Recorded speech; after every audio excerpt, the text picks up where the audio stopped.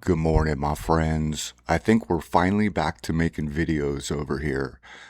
And what we're doing with these videos is I'm showing you how I got from point A to point B with all this stuff.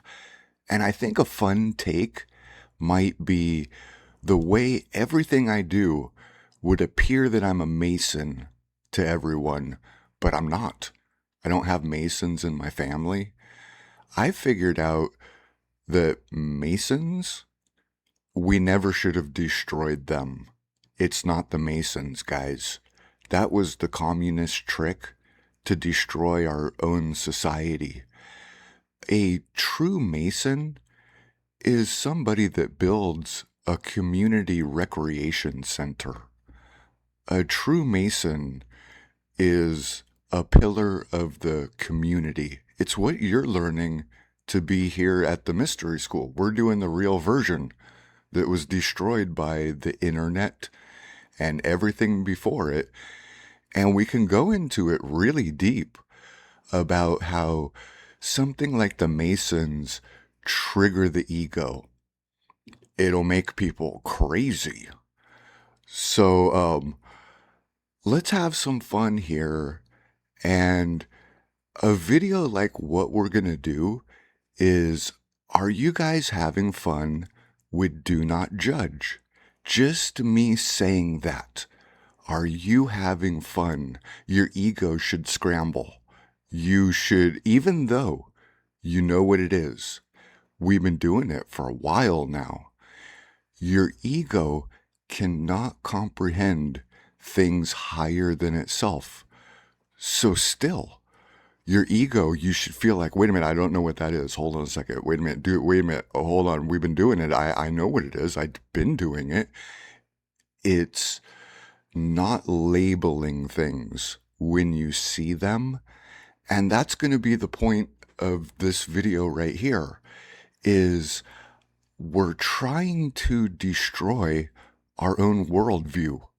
We're looking in our shadow closets. We're looking for, oh, did I have an opinion on that? Because we're trying to destroy. I'm going to show you things that destroy your worldview, that destroy your opinion. And that is the beauty. That is the favor. Hopefully you're having fun in life itself, just going around looking, observing, having fun with all of it, and not thinking that you know what it is, not putting a label on it, not thinking, one of the easy ones to point at, and it'll come, and this video is going to destroy that worldview, as in looking at ancient sites, we always go, how did they build it? Maybe it was like this. Maybe it was like that. Then we look to modern things. Then I would say, in modern things, everything is the trick of the trade. You wouldn't know how modern things are built unless you were in that trade and you learned from a master craftsman. So why would we do it with ancient stuff? So let's have some fun getting into it. And I really owe you guys some good videos here. So along with that whole going for the angle of why I would appear like a Mason, because I discovered all the things that make a Mason a Mason. I discovered where they got their symbolism, why, how, and then that's just going to make me appear like one. We're going to go back into that I did years and years ago, but we're going to do it really good this time. I'm going to show you where the Masons got the compass and square in the first place, where it comes from. And all of what we've done this entire time should have been taking everything away from everyone, every group, every religion, everything. And we see that everything predates the stories that we have for everything. So let's kind of get on to it here. Let's have some fun with this video that should destroy what we think of things. It is so much more fun, wondrous. It's life itself to step out into the paradox. And the ego tries to save you from it by the ego wants to feel like it's an expert in everything. It knows everything. That is that is the fun. And that's also what's going to give you the distinction between you and your ego, which I find that is one of the biggest favors that I can do for you. That is that is the neurodivergent thing, is I don't filter information through my ego. Then I would call everyone else a normie because I don't have a better word for it. A normie means that you filter all of your information through your ego. You build a story, and then your ego needs to feel like, I already know what that is. I'm an expert in it. So like I was saying, let's get on to this one. And I've gone through, I'm a person that I never have open tabs in my browser and all that kind of stuff. I just never have open tabs. I see everyone else, they got like 30 open tabs and all this shit. For what we're doing right now, I'm the one with the 30 open tabs because I'm trying to I'm putting it all together for all of us. So, this is a good one right here. I've been scouring there, like I've been telling you guys, there is so much of this. There is more of this ancient stuff than there is civilization. There's much more weird stuff, completely and totally unexplainable, alien. It is hard to put these videos together, to pick and choose, because there's more of it than there is anything else. And once you see that, I'll say it like AI, once you see that, you can't unsee it. In the secluded depths of the Sharia Mountains in southern Siberia. Oh, and I love this one because we're getting that old Discovery Channel vibe that I grew up to.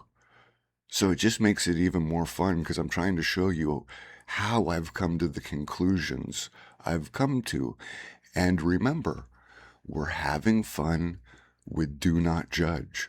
We're having fun with our worldview, our opinions, our ego desperately wanting to know, our ego, and we're ripping the carpet out from under our ego so that you can stepping into the paradox. It's like you're floating in space. Stepping into the paradox, your ego has no stable footing. Your ego literally combusts. Your ego, my ego that I don't have.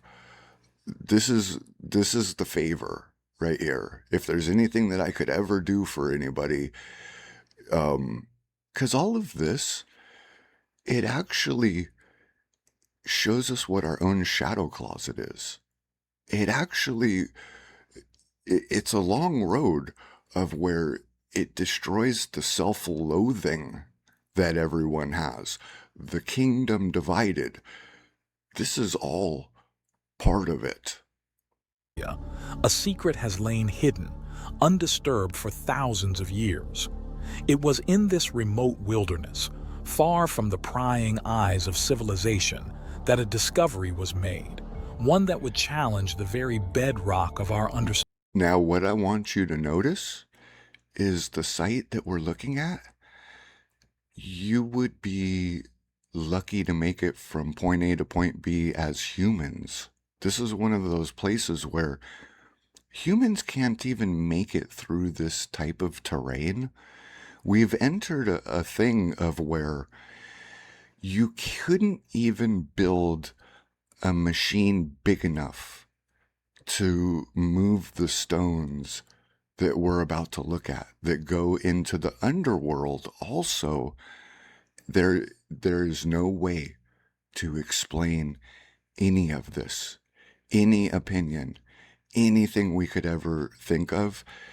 At some point, you literally, it's physics.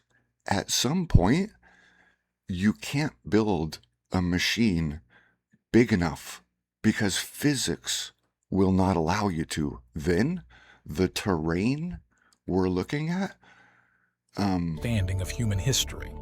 It was in 2013 when a team of 19 researchers led by Georgy Sidorov embarked on an expedition to explore the area located on Gornaya Shoria, a mountain rising 3,600 feet above sea level. Situated in a secluded region of Russia, this area was once inaccessible, guarded by checkpoints during the Soviet era. The expedition was initiated based on intriguing reports from the area about the presence of numerous unusual megalithic objects in this remote location. Upon arriving at the specified location, the research team was shocked at what they stumbled upon. It appeared as a gigantic supermegalith, so mysterious that it defied the chronicles of human history. The Gornaya Shoria megaliths, as they came to be known, consisted of immense stone blocks, appearing to be granite, characterized by flat surfaces and right angles. What was even more shocking was the estimated weight of the stones, which was more than 3,000 tons. This would make the Gornaya Shoria megaliths the largest megalithic stones ever discovered in human history. The systematic arrangement of the granite rocks hinted at intentional design, a purposeful architectural effort that went beyond mere natural formation. They were meticulously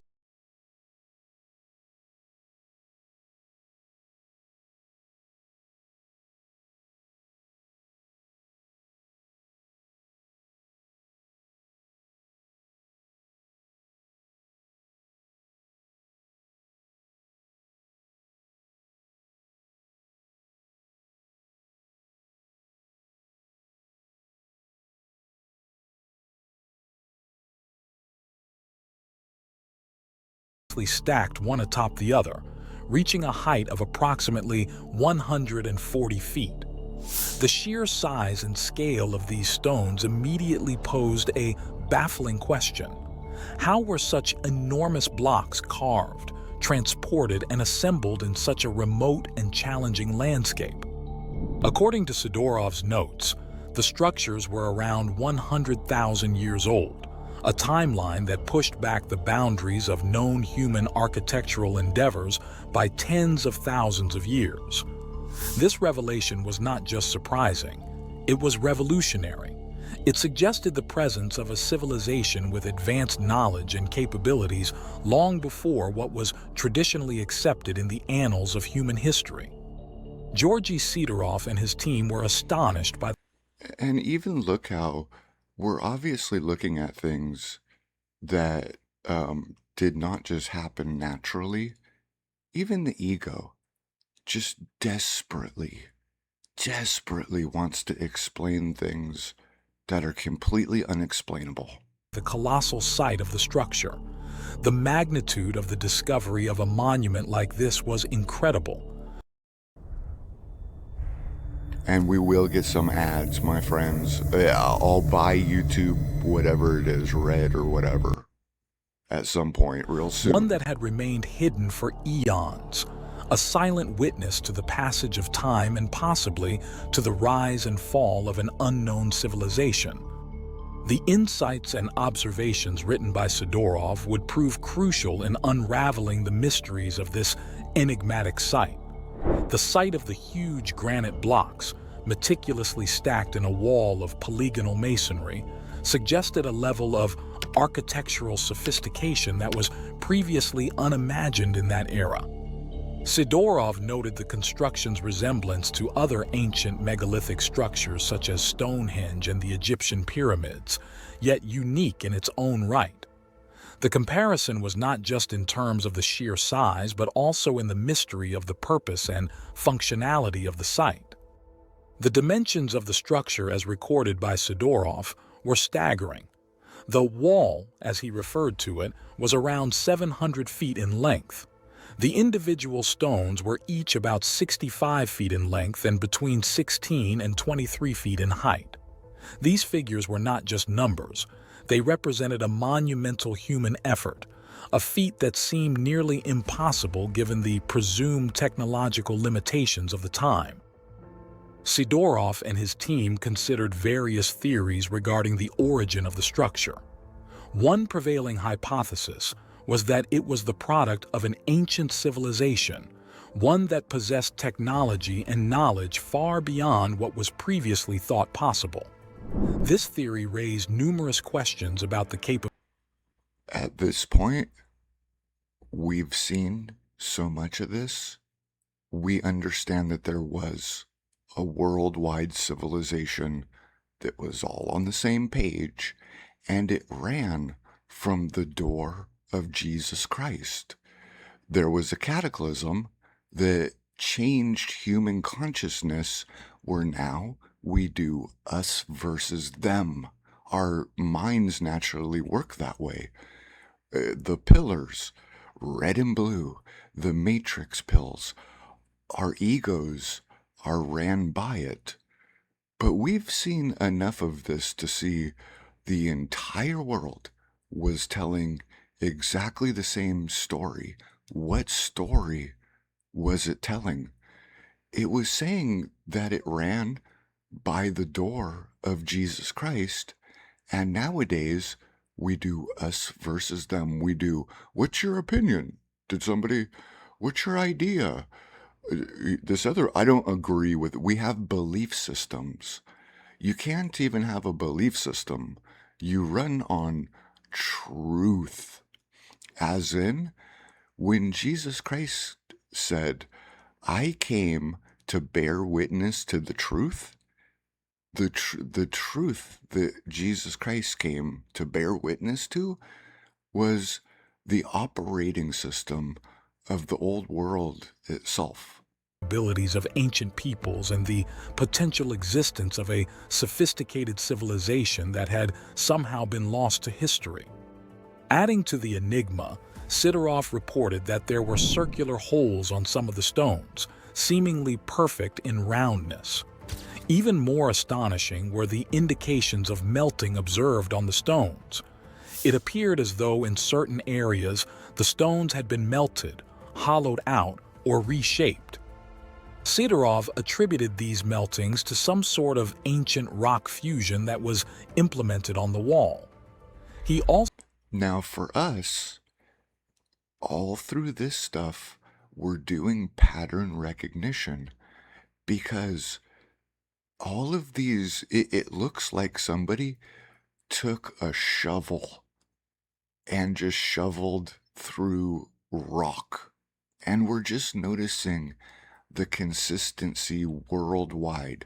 We're noticing the tooling marks and all that kind of stuff as we don't label it, as we don't think that we're just doing pattern recognition until it reveals itself. We're doing the real gnosis at the same time. We're asking our questions to existence itself. And then we're living life until the questions are answered. That's real Christianity. That's the real thing.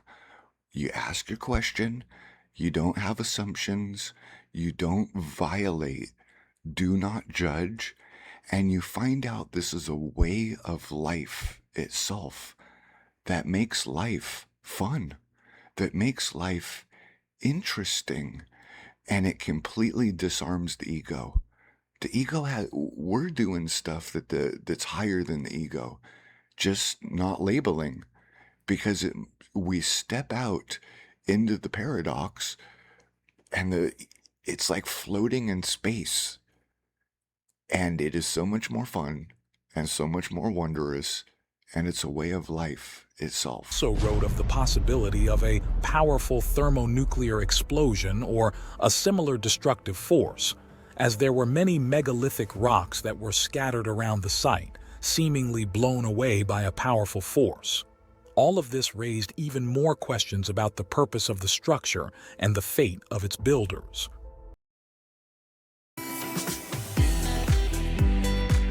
doing that ad. I talk so much that it's like, oh If you shit, need your every time I TV hit mounted play, in LA but don't we know get who to an hire, ad. you could ask We your get Uncle an Jeff if he ad. knows anyone. The complexity of the site was further highlighted by Sidorov's description of additional structures in the vicinity.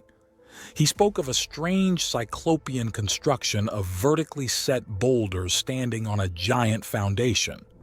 Moreover, Sidorov recounted how during their expedition they encountered unexplainable phenomena.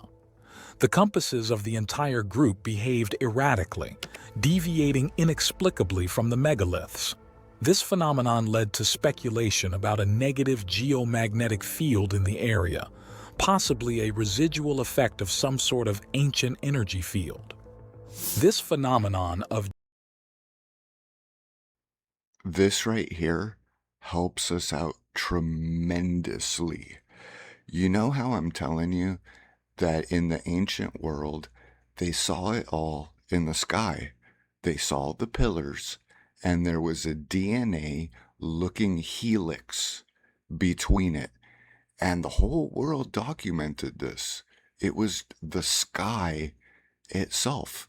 That's where we get Christmas trees and Christmas and all this kind of stuff. They saw it in the sky. And then it should be like, how does that work? What do you mean they saw it in the sky? The northern lights and things like that give us a way into that. Look at the northern lights phenomenon. That is a way into us understanding how they saw it in the sky itself. geomagnetic anomalies is not unique only to Gornaya Sharia, as it has been observed at other ancient sites around the world. It often leads to discussions about the advanced understanding of the Earth's magnetic fields by ancient civilizations and their ability to manipulate or utilize these forces in ways that are not yet understood by modern science. See, it was right there. See, what if, and everything that used to be good for the time that we live in, it's all turned rotten. It's all backwards. So, yeah, so much to say. Unfortunately, There's so much the to say. worsening weather conditions limited the ability. There's so much to say, and I'm talking way too much because this is just a video that we should really just be watching. And so let's do that. Of Sidorov and his expedition to explore further, yet the data collected provided invaluable insights into the layout and scale of the ruins. As the team departed, the sense of mystery only deepened. The immense size and unexplained origins of the Gornaya Sharia megaliths represented a puzzle that was far from being solved. Yet, the question arises, if these structures were indeed built by humans and not a natural formation, then how could an advanced civilization thrive in such an inhospitable location, a place known for its harsh climate and extremely severe winters? What would motivate them to settle in such a challenging environment? Wouldn't it have been simpler for them to migrate southward to warmer territories and establish their settlements there? During the peak of the last ice age, around guys, the last ice age, very, very important. The cataclysm, the last cataclysm and all that. Aren't we getting it with this video right here as we watch it and we go on? Isn't some of our pattern recognition explaining itself at this point? As in the giants in the Bible, the old men of renown, as the Bible puts it. We've come to a place with our pattern recognition to where we can't escape it now. It's proving itself without our opinions, without any of that. At this point, you can't get away from the giants being a real thing. Not my opinion, not yours. It's becoming unescapable. Around 20,000 years ago, Siberia, along with much of the northern hemisphere, experienced a profound climatic shift. Despite the colder climate and the spread of ice sheets, however, the conditions in Siberia were relatively more favorable than those in Europe and North America. In contrast to the extensive glaciation that enveloped North America and Northern Europe, Siberia was not completely covered by ice sheets. I'm telling you guys, I talk way too much. It's like every time I hit play, we get an ad. We get an ad. The most strategic move And we is get the one that another needs to let go ad. with.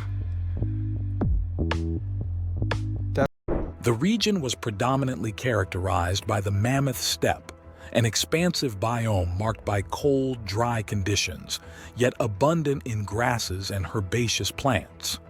This unique ecosystem supported a diverse array of megafauna, such as woolly mammoths, woolly rhinoceroses, and other large herbivores, as well as the predators that hunted them.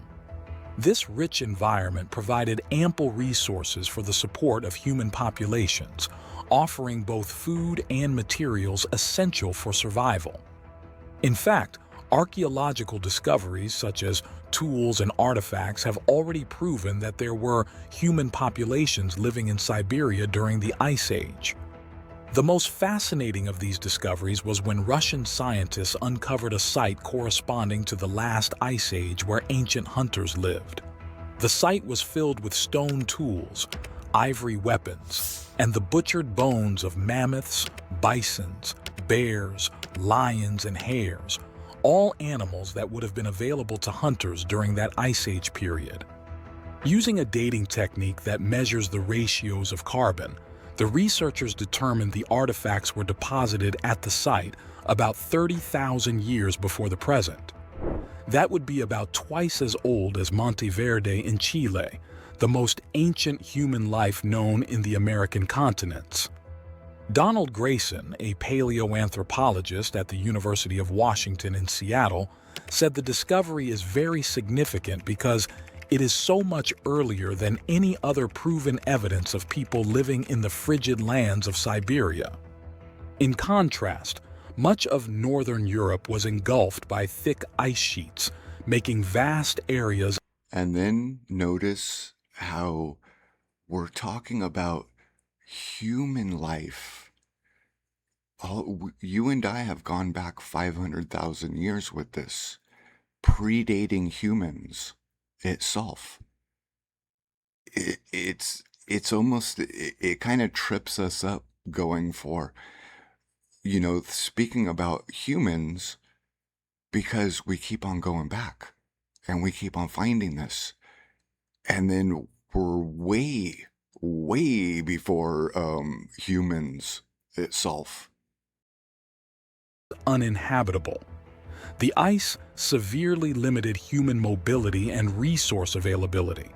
Human settlements in Europe were primarily concentrated in the southern regions, which, though free of ice, still endured a cold climate. These areas served as a refuge for humans and animals, but the resources available were scant compared to the abundant mammoth steppe of Siberia. In this context, if the Siberian megaliths were indeed erected during the Ice Age, it suggests that their builders were part of a society that not only adapted to, but also prospered in the cold climate.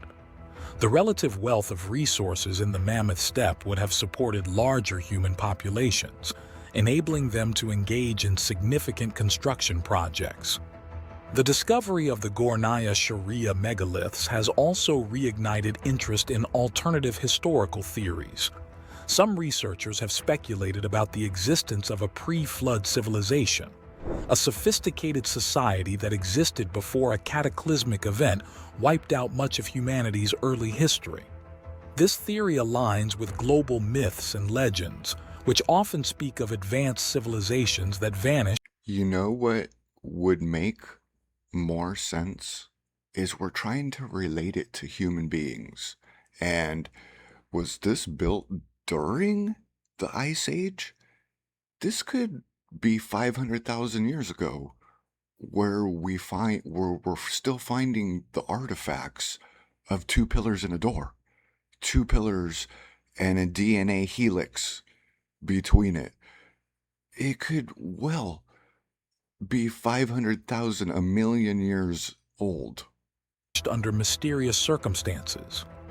Intriguingly, the site of Gornaya Sharia, despite its potential historical and archaeological significance, has not been the subject of any follow-up research and archaeological efforts. This lack of continued investigation into such a potentially revealing site raises several questions and adds a layer of mystery to the already enigmatic stones. The official stance of the Russian Federation regarding these megalithic structures is that they are merely natural formations. Yet without a comprehensive and thorough archaeological examination, how can we be sure that the massive and unusually structured stones are purely the product of natural geological processes? Numerous observers are skeptical that the stones are a product of nature, citing their precise angles and impeccable arrangement as evidence. They point out that the site is very similar to other megalithic sites around the world that were undoubtedly man-made. The possibility that these megaliths are remnants of a lost civilization or a forgotten chapter in human history cannot be entirely dismissed without a thorough investigation.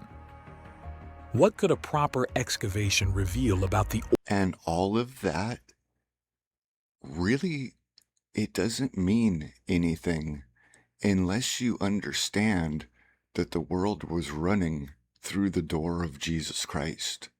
That's the important thing, is how did the world system work? What's the difference between it and nowadays?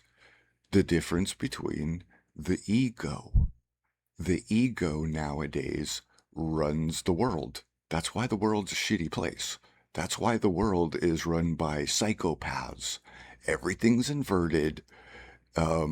People have come to the conclusion that truth is a dirty word. And my opinion is the highest thing because it protects my ego. And it makes me feel like that's the difference. The difference is the door of Jesus Christ is what matters with all of this stuff. Origins and purpose of these stones? Could they possibly be linked to ancient human activity, or are they indeed just an unusual but natural geological formation? Moreover, the broader implications of such a discovery, if it were proven to be made by humans, are significant. It could potentially rewrite parts of our history, offering new insights into the capabilities and spread of ancient civilizations. It could challenge our understanding of the technological and architectural skills of our ancestors and provide a new perspective on the ancient world. Do you believe the site is a natural formation, or the... Yeah, I think we're done with our opinions if we believe that the site is a natural formation. And look at all the graphics that they're showing us of like the classic thing, like a bunch of slaves or whatever, and they have ropes and pulleys, and that fails with this site right here. We've entered a thing of where physics itself wouldn't allow all the pulleys. You couldn't build a machine big enough to lift these things because physics itself. So it's funny, just the graphics that they're showing us. The graphics that they're showing us should show the impossibility that no, this isn't how it was done. Product of a long-lost advanced ancient civilization. Tell us your theories in the comments below.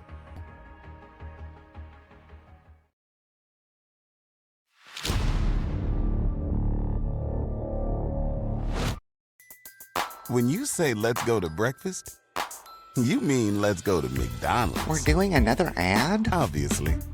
Classics love We're company. doing another ad? Right now, get 2 sausage McMuffin with egg for just $6. I haven't had breakfast yet. I could eat one I'm of trying to those. pay off your loan. Stop calling. Yeah, I know. You Thanks, sound guys, like for a your psycho. I donation. That's swear to helping me God. pay calling you things off. to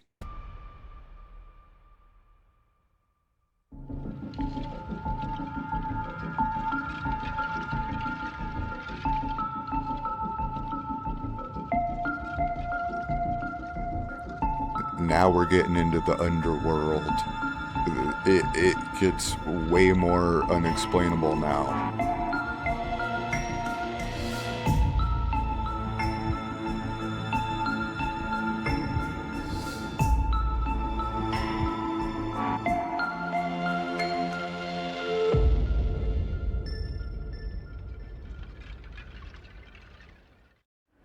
The remote and rugged region in the North Caucasus, in the Kabardino-Balkaria Republic of the Russian Federation, is a place of towering mountains and untamed wilderness.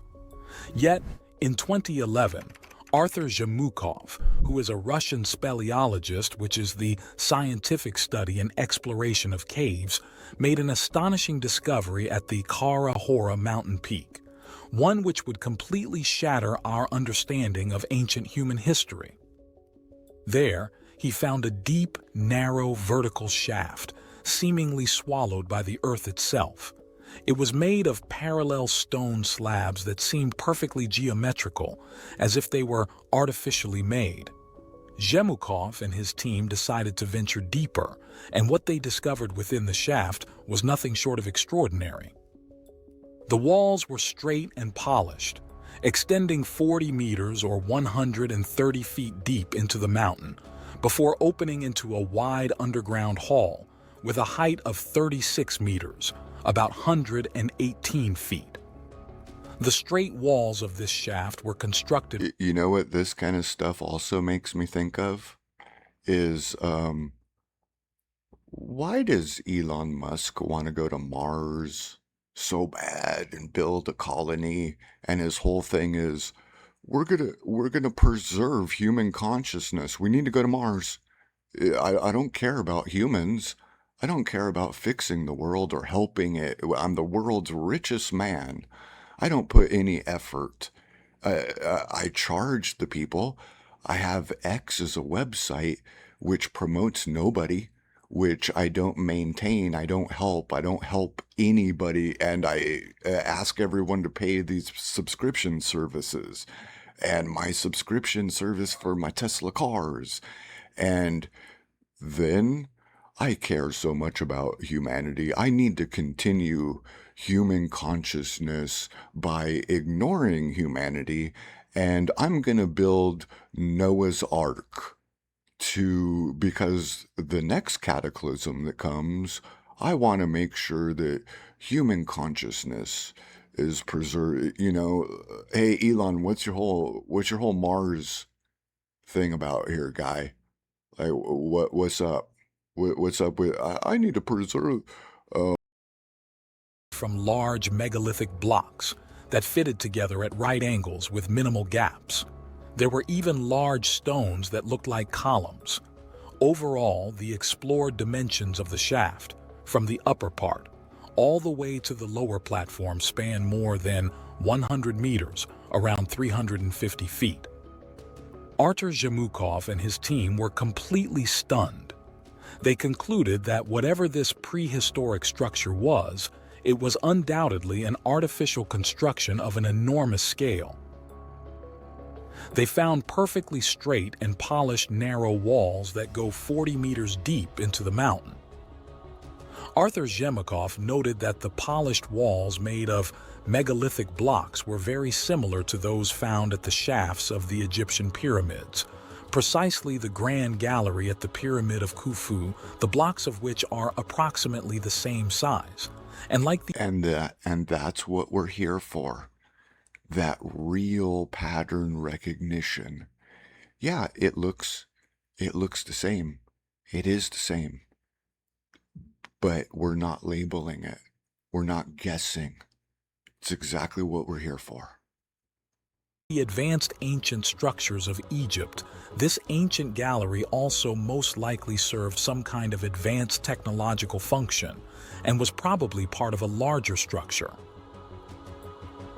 It took more than an hour for the expedition to even reach the bottom of the structure, which requires extensive climbing experience and endurance. And it's believed that there are additional chambers and channels that go much deeper underground, which are still undiscovered. Due to the colossal size of the underground shaft, only a small part of it is explored. The climbers advanced 100 meters deeper, and they ran into narrow passages in which they couldn't enter. The team concluded that this structure, whatever it was indeed man-made, as there were no analogs anywhere among other cave systems in the world, especially caves possessing polished flat parallel walls, rectangular blocks with straight edges, the presence of what seemed like a solution between the perfect fittings of the blocks and the absence of oblique cracks characteristic of tuff. But how is this possible? How could gigantic 200-ton perfectly flat stone blocks be assembled with such... It's not possible. It should be shattering our worldview. It should be shattering any opinions that we previously had that we didn't even know that we had. Precision into such a narrow shaft deep underground? What kind of technology was used for the construction of the Karahora shaft? Additional expeditions inside the shaft were made by Vadim Chernobrov, head of the Kosmopoisk, which is an organization that researches different anomalies in Russia. Vadim and his team, together with Arthur Zhemukov, climbed inside the shaft and filmed the experience for a documentary featured on Russian TV. Chernobrov even mapped the discovered parts of the shaft, carefully measuring the dimensions and scale of the site. Here is a photo of the map made by Chernobrov.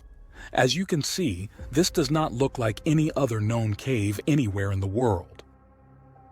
And here we can see a 3D demonstration of the shaft from the channel of Vladislav's Guska, where the site is placed next to a Soviet space rocket.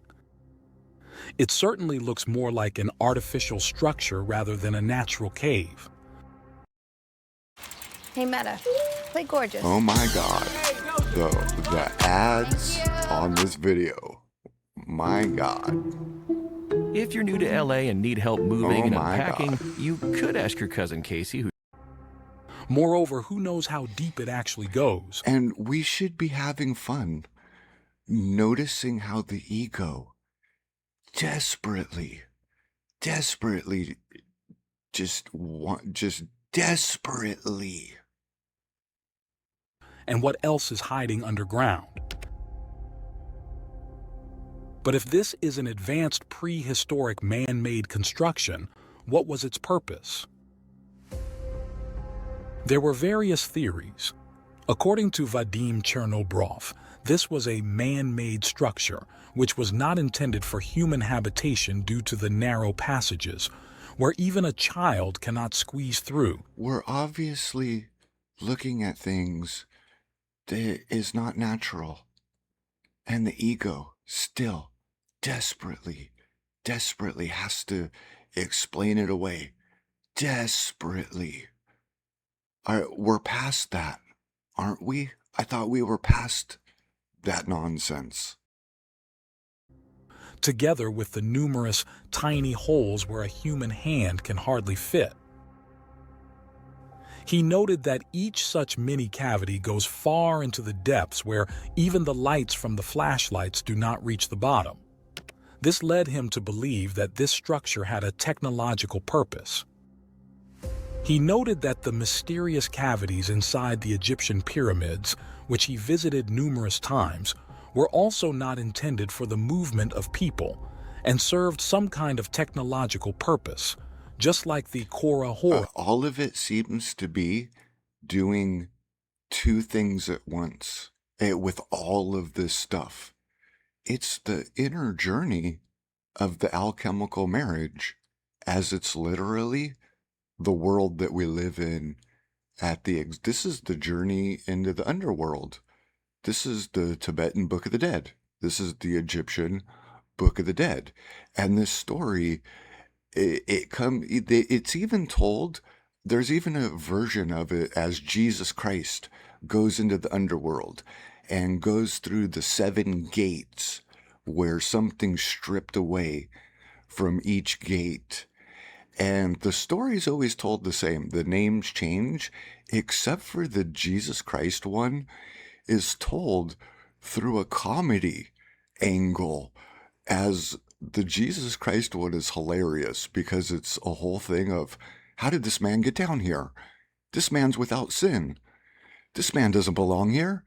How is he? It's impossible that Jesus Christ, we can go look at all that stuff and understand it's the journey of the soul.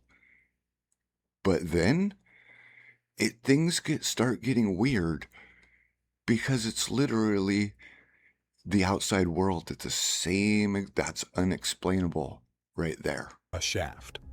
The sophisticated shafts we find... It starts revealing that reality might be a dream that existence itself is having. That's where you'll come to with all this stuff. You'll come... How is it the inner world of a human being, the explanation of consciousness and all that stuff, then it's the outside world at the same exact time. In Egypt also lead deep underground, and they often lead to chambers with unknown purposes. No one knows what they were used for, but they're clearly not meant to be traversed by humans, as there are no ladders, stairs, or any other method to climb inside them. There are no burn marks on the walls from torchlights, meaning there wasn't any visibility inside, and there aren't any hieroglyphs, artifacts, or anything else that can indicate human presence or a cultural and religious purpose. It seemed the intent of these systems was purely practical, yet unknown to us. Vadim Chernobrov could only speculate, saying it could have been some kind of plant, a part of an advanced ancient factory or some kind of resonator. He said it could be a device for seismological research or even an ancient energy generator. Other researchers brought different theories, believing this was the underground part of a long-lost pyramid that once stood on the surface of the mountain, which is now long gone. Climbers who went inside believed the place served some sort of ventilation purpose, as they noted that there was a constant flow of air circulating and coming from beneath.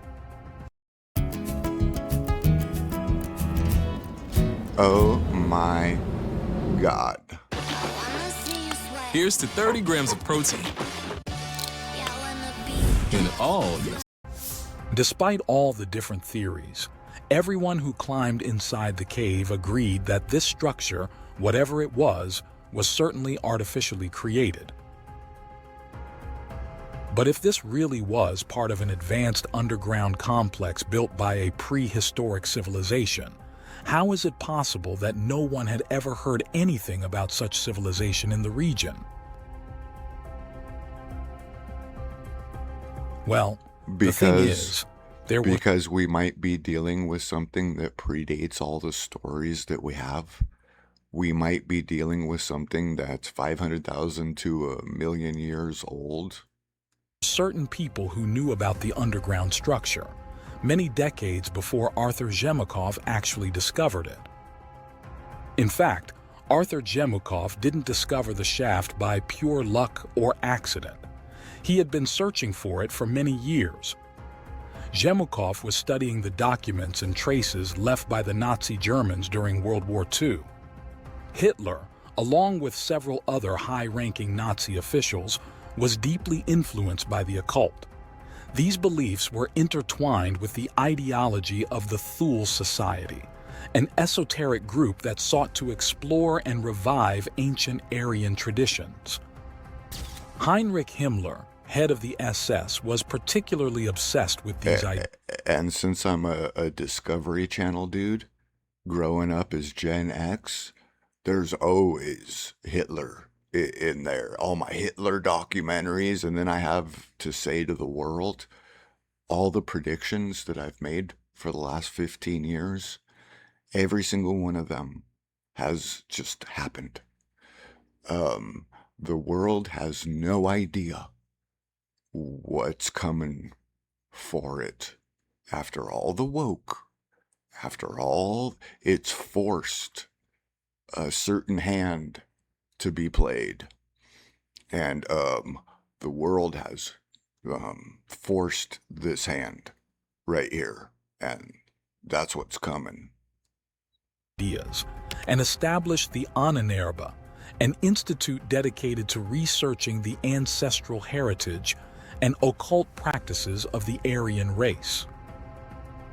The Ahnenerbe, officially known as the Research and Teaching Society for Ancestral Heritage, conducted numerous expeditions to various parts of the world, including Tibet, in search of a mythical underground city known as Shambhala. This search was driven by the belief that Shambhala held mystical powers and advanced ancient technology that could be harnessed to further Nazi ambitions. Additionally, they sought to find connections with the Aryan race, hoping to legitimize their racial theories and propaganda.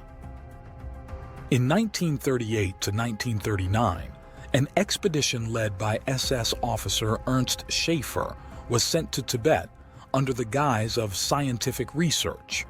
While the primary stated goals were anthropological and botanical studies, there was a covert mission to investigate the myths of Shambhala and uncover any potential ancient knowledge or artifacts that could aid the Nazi cause.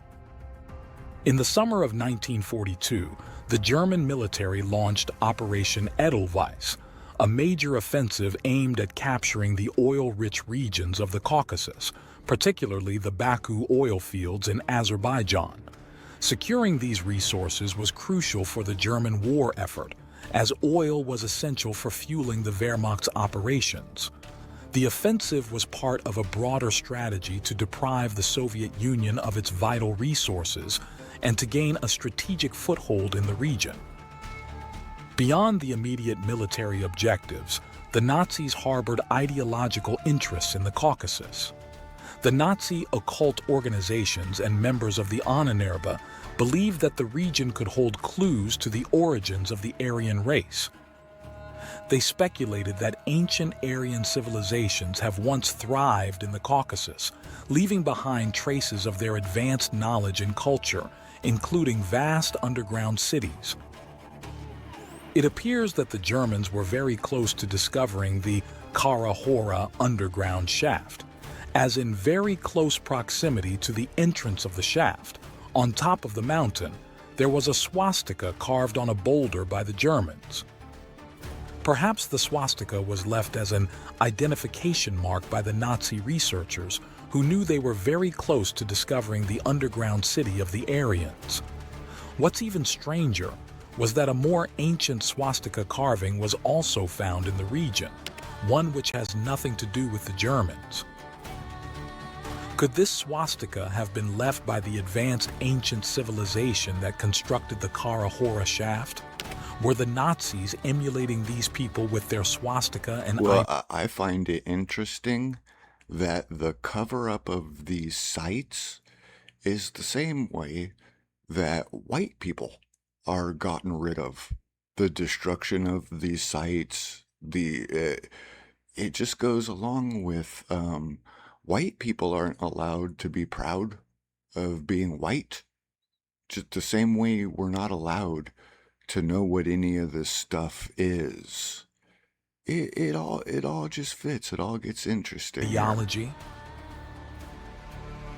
This was how Arthur Zemikow finally discovered the underground complex, not with his knowledge as a speleologist, but with his research into the occult and ancient texts and legends from the region. In fact, he learned that in the North Caucasus, numerous ancient legends about vast underground cities and caves have been passed from generation to generation. Arthur Zemikow believed that his discovery of the Kara Hora shaft was just the beginning, and that there were numerous more remarkable structures and underground cities and complexes hidden in the depths of the mountain. Shop the Memorial Day event and save, only at Living Spaces. I wear glasses, guys. I wear glasses and You we get remember the ads. first morning. The nerves. Strangely, Just before launching further expeditions in search of these ancient sites, a mysterious tragedy ceased the research. In 2015, Arthur Jamukov was hit by a car, having reported on some important find the day before. But that's not all. Viktor Chernobrov, the founder and leader of the Kosmopoisk organization, who was accompanied by Jamukov in his own expedition to the Kara Hora shaft, also died just 2 years later of cancer.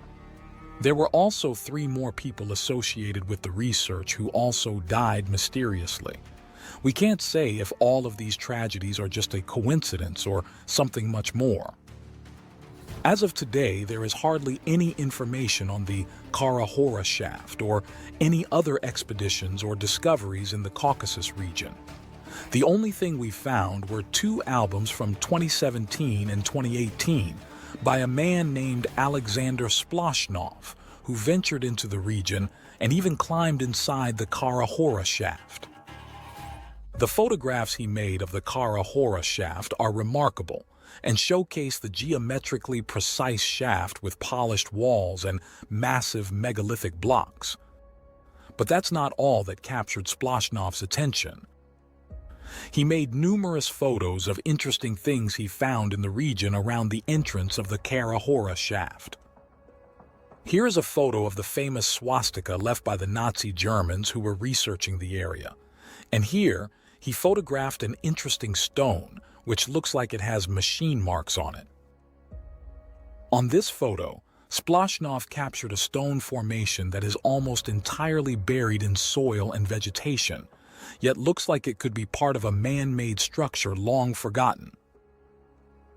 It looks like the stone features precise cuts and flat surfaces that were artificially modified. And on this section of Kara Hora, it looks like there are massive stone blocks stacked together, with everything below them being buried in the ground. Once again, we can see precise cuts with right angles and flat walls. Take a look at the strange forms of the stone that are still visible. Does this look like a natural formation or an artificially modified stone, part of another megalithic structure? It appears the entire area of Kara Hora is filled with stone blocks that look like they were precisely cut with some sort of machine and probably used for large construction endeavors. Just compare the perfectly flat and polished surface of the block below with the naturally eroded rock above. Could this have been an ancient quarry used by the same prehistoric civilization that built the Kara Hora shaft? Here we can clearly see precise machine marks on the surface of the rock, which were probably left after the extraction of the stone blocks. Yeah, it's looking a lot like the stones at the bottom of Baalbek Temple itself that are this scale right here. And look at the precision showcased in this photo, where the rocks are joined perfectly together with almost no gap and exhibit these fascinating shapes. We haven't seen any natural formation that look anything like this. Alexander Splashnov photographed his entire journey entering the Kara Hora shaft, from the site's entrance to his descent down, and all the way to the lowest sectors of the shaft. The photos are of remarkable quality and can be used for further research. The albums, with all of the incredible photos captured by Alexander Splashnov, were uploaded to his page at vk.com, which is a Russian Facebook alternative. We'll leave a link to the albums in the description below if you wish to examine them in more detail. The discovery of the Kara Hora shaft in the North Caucasus by Arthur Jamukov in 2011 has raised profound questions about the ancient human history and the technological capabilities lost in time. The intrigue surrounding the site continues to captivate those who ponder the abilities and knowledge of ancient civilizations. Some believe this is the ultimate proof of a technologically advanced prehistoric civilization, while others believe it is a natural formation. Like we already explained, many of the most active Yes, the people that would come to our mystery school and hear me explain duality, and then all of a sudden they think that they're the teacher of the mystery school and they have no clue what any of this stuff is, but all of a sudden they're an expert in duality that they think is an opinion. I think that those are the people that think their egos can't handle it. They can't handle their worldview being challenged. They can't. So, I just think that it's, those people doing, what they do, all the time. Clinical narcissist. researchers of the site have died, and no news about it has been heard in recent years. The true origin and purpose of the Kara Hora shaft continues to remain a mystery. If one day it is proven to be the product of an advanced ancient civilization, the structure would be one of the largest megalithic sites on Earth.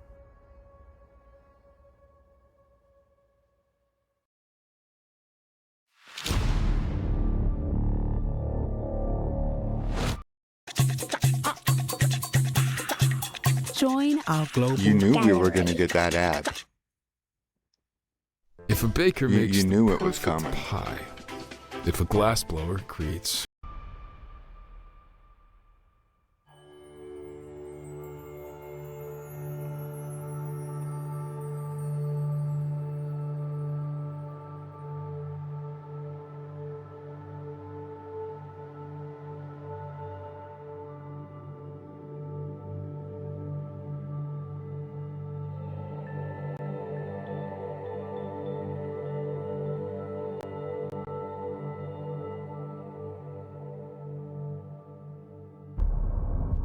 The Vadovara Mountain, situated in the Republic of Karelia of Russia, is a place revered for its powerful energy and worshipped as a sacred site for thousands of years by ancient Saami tribes and shamans, who are the ancestors of modern Finns, as this region was once part of Finland. As one ascends Vadovara, an array of abnormal phenomena begins to manifest in the trees. Remarkably, there are no living trees on the summit that are more than a few decades old. Although many young pines and firs initially grow in a typical manner, they soon begin to exhibit strange characteristics. After a few years, the trees undergo transformations that defy conventional scientific explanations. The trunks and branches of trees on Vadovara rotate around their axis due to some unexplained abnormal force. In some cases, the upper side branches start growing not upwards but towards the ground, creating an eerie, downward growth pattern. Additionally, there are practically no animals and birds there, and the lakes are uninhabited. Perhaps this is why locals call it the Death Mountain. But that's not all. The site has numerous strange megalithic structures and ruins, which many believe could not have occurred naturally. For example, there are approximately 1,600 sacred stones called sides, which are arranged here in a mysterious order. Seeds or seitas are objects or sites revered by the Sami people as representing nature or earth spirits. The side stones or boulders are often of unusual shapes and are placed in strange ways balanced on small rocks. Scientists say this occurred naturally by luck during the Ice Age. However, considering there are 1,600 stones in the area, all balanced perfectly on tiny little rocks, the natural luck hypothesis becomes invalidated. After all, what are the odds for so many giant stone boulders to situate themselves perfectly like that? The large stones had to be placed gently on top of the smaller ones to prevent them from breaking them. But if someone placed them like that, how did they do it? What kind of methods did they use to lift, transport, and gently place and balance such giant boulders? But it's not just the size. And you know what would be fair with that is to understand how that could happen. through an ice age. The stones, the ice, all that kind of stuff, it erodes, it melts, the glaciers, all that kind of stuff, could definitely leave rocks like that. So we use our pattern recognition, just as they did, to see, okay, what falls apart of the cardboard kingdom? Does it stand? Does that work? We keep on looking to see when it falls apart, if it does. Then we notice the ego is the one that has to feel that it already knows everything. So the ego will stick with, no, that it was done by an ice age. No, it was done. And that falls apart. But the ego. This structure is called the well. Locals believe this is an artificially constructed ancient megalithic site used for the storage of water. The blocks of the structure look like they were perfectly cut to have precise rectangular forms. The thousands of years of erosion, of course. And we will go into the world of minerals. We'll go into the world of what we call fool's gold and all different kinds of minerals that come out in these shapes, that come out as perfect cubes, the flower of life itself. And to go along with that, a fun thing is to realize that the ancient world had all kinds of minerals and stuff on the surface of the planet, all completely different. We've collected all of it as human beings, and we just see dirt and trees and rocks.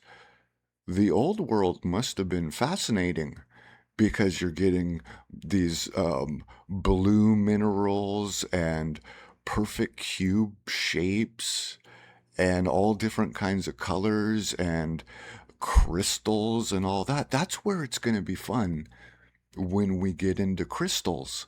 And we're not doing hippie hair tampons from South Park. We're not doing any of New Age, which is actually old age at this point. We're not taking any opinions that anyone has ever had of crystals and the healing property of crystals, and then you do that. No, we're using pattern recognition. We're realizing that all these crystals and minerals and all that kind of stuff, we're all on the surface of the earth as well as underneath. Cause them to crack and deform, but nevertheless, the symmetry and precision of the structure are still clearly seen. No one even knows how deep this well goes, as it's always filled with water and no proper scientific research has been done at this site. Although it hasn't been proven that this water tank was artificially constructed, we know for sure prehistoric civilizations were able to build such structures, as there's a nearly identical tank in Bulgaria, carved into the rock sanctuary of Perperikon.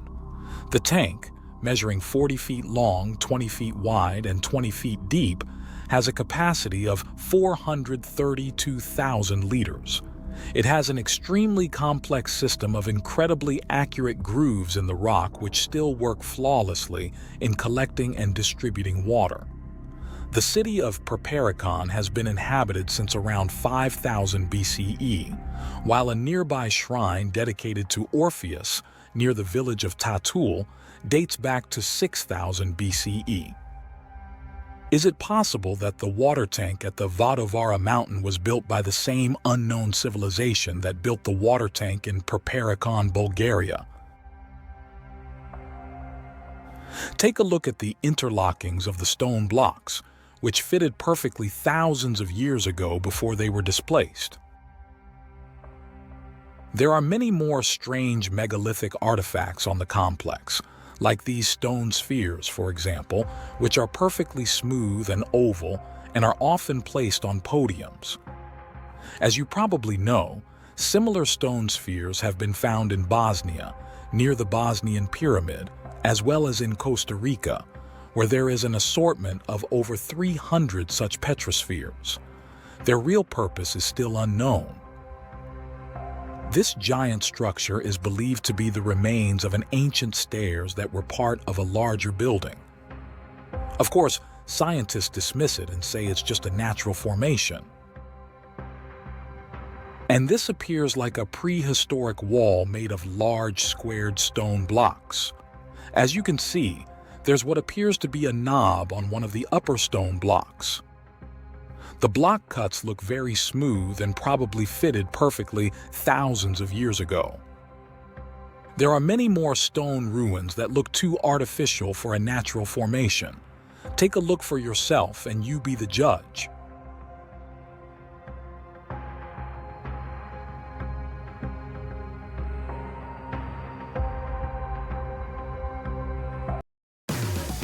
Bite-sized sustained energy to raise your bar. Oh my God, we New got the Clip ad, Energy guys. Bites.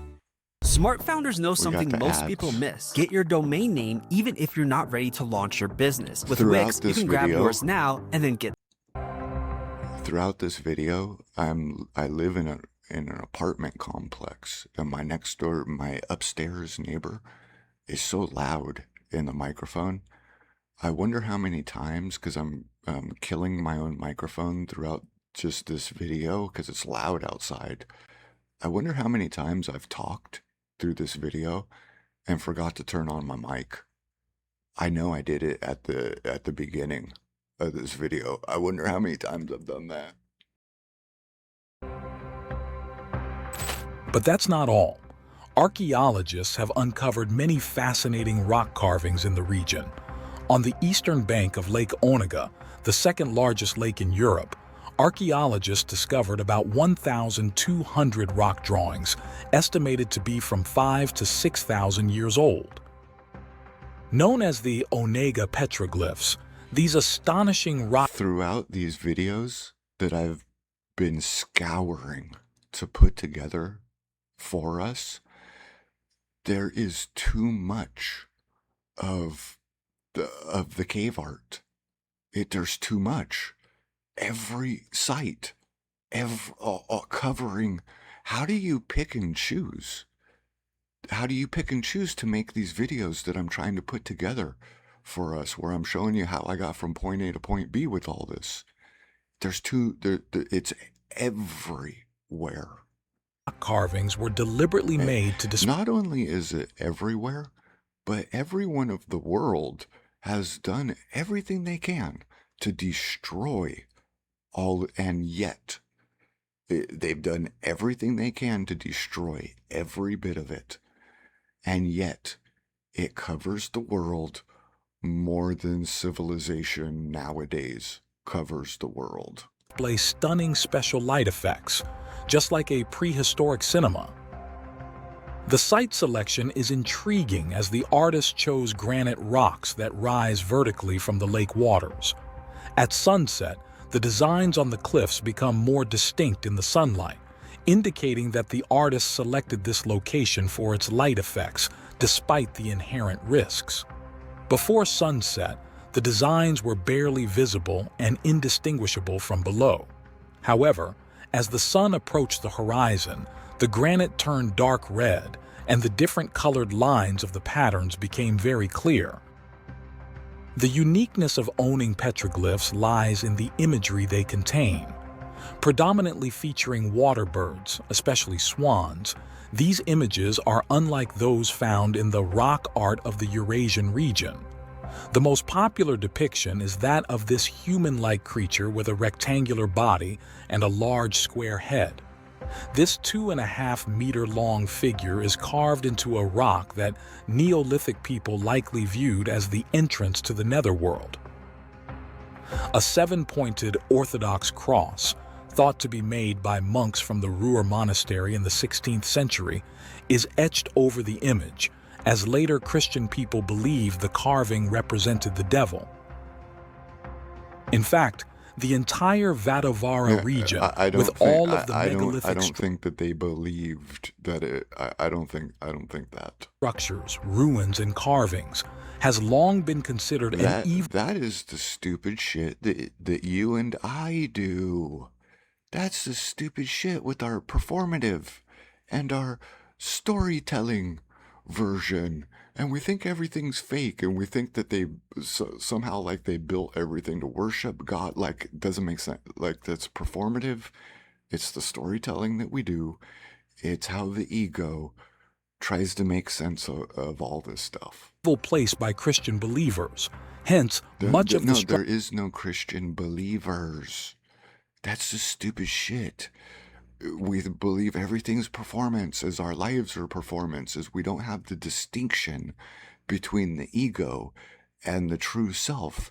So since we live life by the ego, not having the distinction between the ego and the true self, we turn everything into the performance that our lives are, as our lives are fake itself, as our belief systems, as our persona, as our worldview, as we desperately, the ego, that's all performative nonsense of an ego trying to protect itself.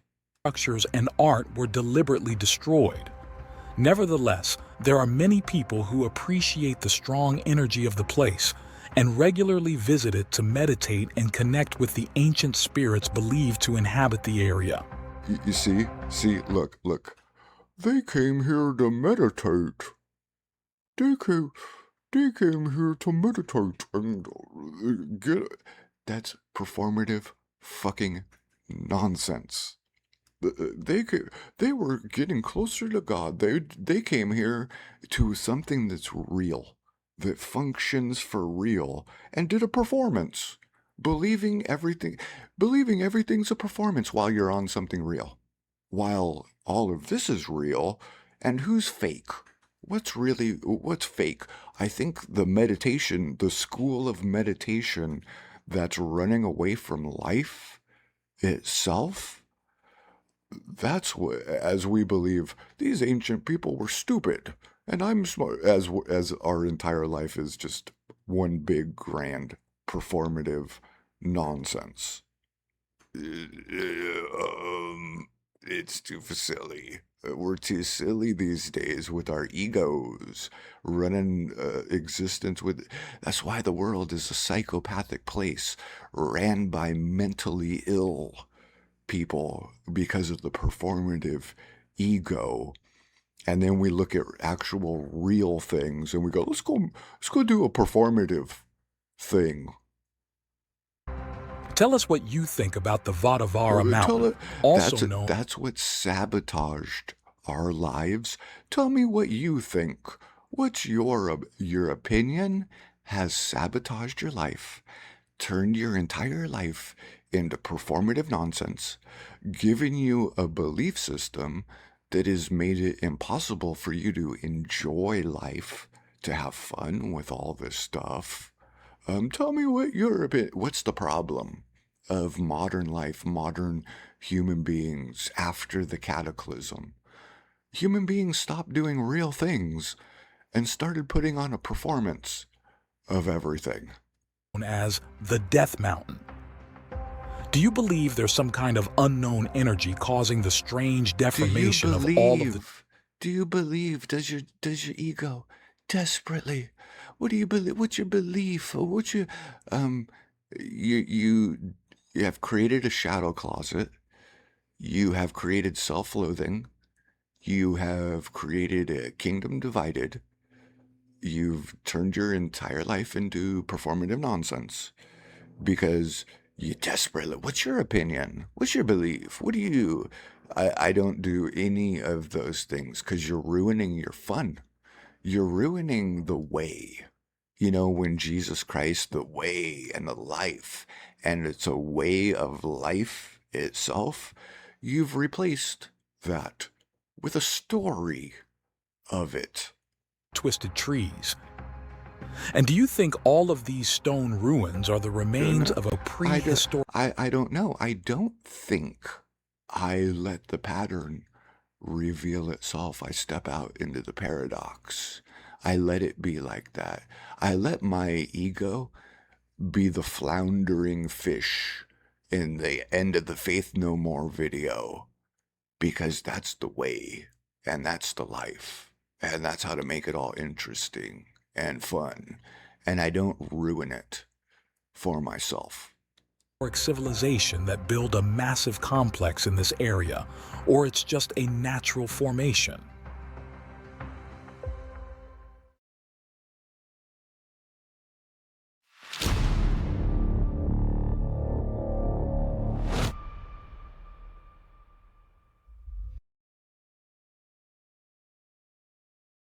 You knew we were going to get that ad.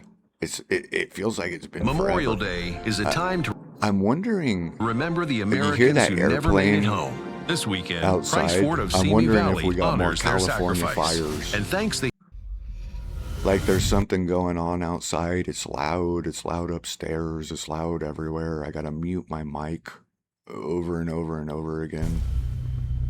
These are where it gets real fun, because we're in the area of like 100,000 to 500,000 years ago with all this stuff that we've seen. This is the kind of stuff that I would assume everybody's kind of seen a bit of, or whatever.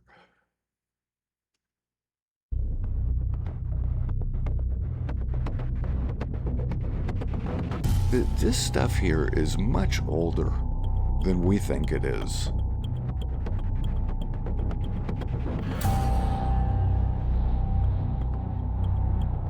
We got the sirens outside, we got the helicopters, we got the airplanes.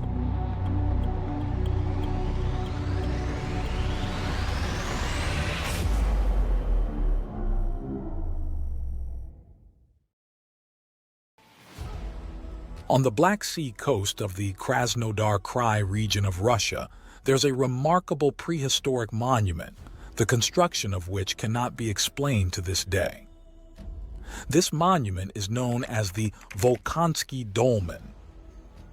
Dolmens are ancient megalithic structures, typically... Okay, if you're a construction worker and you've worked with stone, okay, I'll come back like 10 years from now and you still won't even be halfway done with this right here. Composed of large stone slabs, and their purpose is still debated. The Volkansky Dolmen... their purpose is still debated. The performative ego. What's your opinion? It's still it's still debated. We can't really figure out what's your belief on it. However, stands out from the typical... What's the performative costume that you wear? Did you wake up this morning and polish your mask? Did you polish your persona and your belief system? And did you make sure to lie to yourself, hide it from yourself, build the self-loathing shadow closet? Do you have an opinion? Do you have an idea? What's your belief? That's the problem. Dolmens found around the world.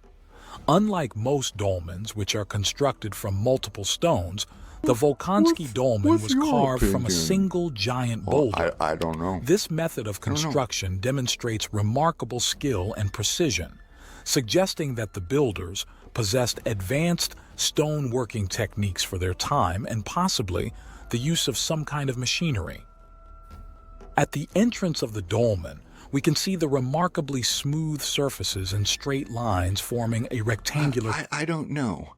You see, the point of doing this is we're going to look at it so much that if you had an opinion, your cardboard kingdom is going to fall over and burn up. Every single opinion, every single assumption, every single...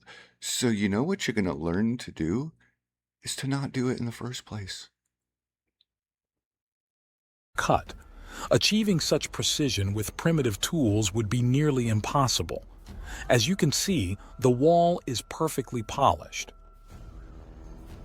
On the Russian website dopatopa.com, we found an article on the Volkansky Dolmen, which includes close-up photos revealing that there are small inclusions of oxidized iron on the front wall of the dolmen.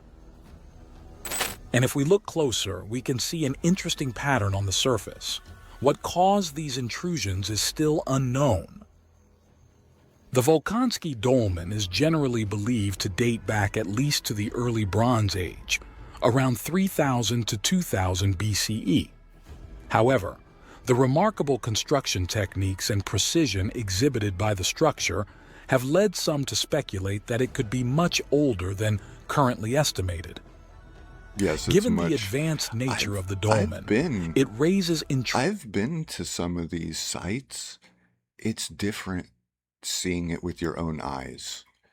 When you see the difference, the old world versus the little bricks and rocks that modern man has used to make all these things, it's stark. It's huge. You see this megalithic stuff and you realize it's much older than we think it is, because you see how we built things after a cataclysm, whatever it was. And it's a joke. We're using little rocks and little bricks, and we're using mud as concrete, and it's a joke compared to this stuff here. Intriguing questions about who could have built such a structure. What kind of advanced civilization possessed the knowledge and tools necessary to carve a massive boulder with such precision? How can such precision be achieved with primitive Bronze Age tools? The entrance hole of the dolmen is perfectly circular, which is difficult to achieve without advanced drilling equipment.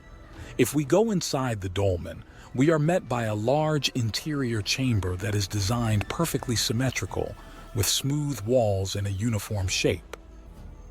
The ceiling height of the inner chamber is about 1.5 meters, or approximately 60 inches. This height allows for a spacious interior, considering the overall size and construction constraints of the dolmen.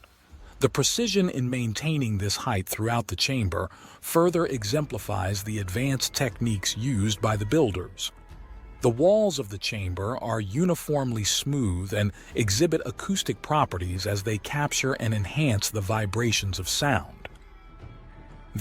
And this is all stuff that we've seen, regular old History Channel stuff. This video is mostly about the first part of this video, where it just gets too big. It gets too big for physics. It gets too big for people lifting it, no matter how big the machine. At some point, you can't build machines big enough because physics won't allow you. You're not moving it with ropes and pulleys and that stuff. So let's leave this video here, and I'm going to start putting together some real fun stuff for us. We're going to figure out how the Masons even came up with the compass and square in the first place. So much love to everyone. I hope you have the greatest day. Please join the channel. Please throw a couple shekels in the old Cash App, the PayPal, the Venmo. Much love, everyone.